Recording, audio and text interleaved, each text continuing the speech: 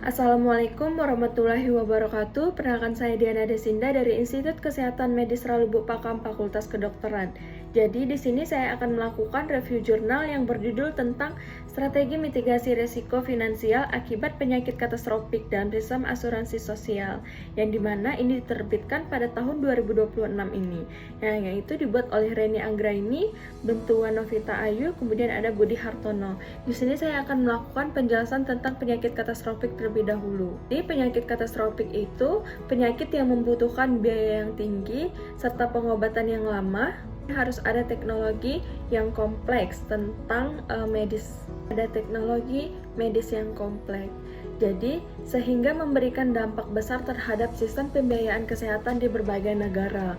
Jadi, penyakit seperti penyakit jantung, kanker, stroke, diabetes meletus dengan komplikasi, dan gagal ginjal kronis menjadi penyebab utama tingginya pengeluaran kesehatan, baik di tingkat individu maupun di tingkat negara. Jadi, dalam banyak kasus, biaya pengobatan penyakit katastrofik dapat menghabiskan sebagian besar pendapatan rumah tangga, sehingga meningkatkan risiko kemiskinan akibat biaya kesehatan atau catastrophic health expenditure. Oleh karena itu, penyakit katastrofik bukan persoalan medis, tetapi juga menjadi tantangan ekonomi dan sosial yang mempengaruhi kelanjutan sistem kesehatan nasional. Menurut World Health Organization pada tahun 2021 menyatakan bahwa penyakit tidak menular menjadi penyebab utama kematian di dunia dan menyumbang lebih dari 70% total kematian global. Kondisi ini diperburuk oleh penurunan gaya hidup, seperti masyarakat suka makan makanan tinggi lemak, tinggi garam, tinggi gula, serta seperti gaya hidup sering merokok, jarang olahraga, meminum alkohol. Selain itu, peningkatan usia, harapan hidup, dan penuaan populasi turut menyebabkan peningkatan prevalensi penyakit kronis yang seperti katastrofik yang saya jelaskan saat ini.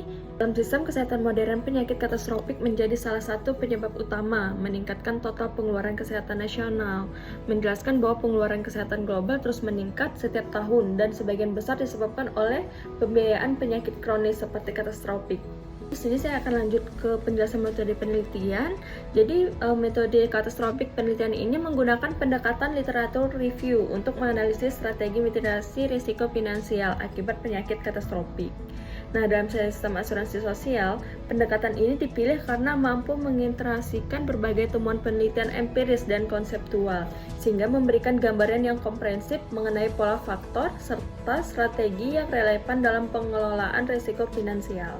Di dalam penyakit katastrofik ini memerlukan keterlibatan berbagai pihak, termasuk Kementerian Kesehatan, BPJS Kesehatan, dan fasilitas pelayanan kesehatan. Kementerian Kesehatan sebagai pemegang regulasi memiliki peran dalam menyusun kebijakan promotif dan preventif, memperkuat program deteksi dini penyakit tidak menular, serta mengembangkan regulasi pembiayaan kesehatan yang lebih adaptif terhadap peningkatan integrasi sistem. Jadi, kesehatan dapat menguatkan standar pelayanan kesehatan nasional. Jadi, BPJS Kesehatan itu sebagai penyelenggaraan pembiayaan memiliki peran penting dalam pengendalian biaya dalam penyakit katastrofik ini. Hak kesehatan seperti BPJS juga perlu meningkatkan pemanfaatan data klaim untuk menganalisis tren penyakit dan prediksi resiko finansial agar sistem pembiayaan menjadi lebih efisiensi dan berkelanjutan. Hasil dari jurnal atau review jurnal ini, penyakit katastrofik memberikan dampak yang signifikan terhadap sistem asuransi sosial kesehatan, terutama dalam meningkatkan beban pembiayaan risiko serta finansial. Tren peningkatan kasus penyakit katastrofik seperti penyakit jantung, kanker, stroke, dan gagal ginjal itu menyebabkan peningkatan klaim pembiayaan yang besar dalam program jaminan kesehatan nasional atau JKN, sehingga berpotensi menimbulkan defisiensi mengganggu keberlanjutan sistem pembiayaan kesehatan. Selain itu, faktor seperti moral health, advance selection, serta keterbatasan pengendalian biaya turut memperburuk kondisi finansial.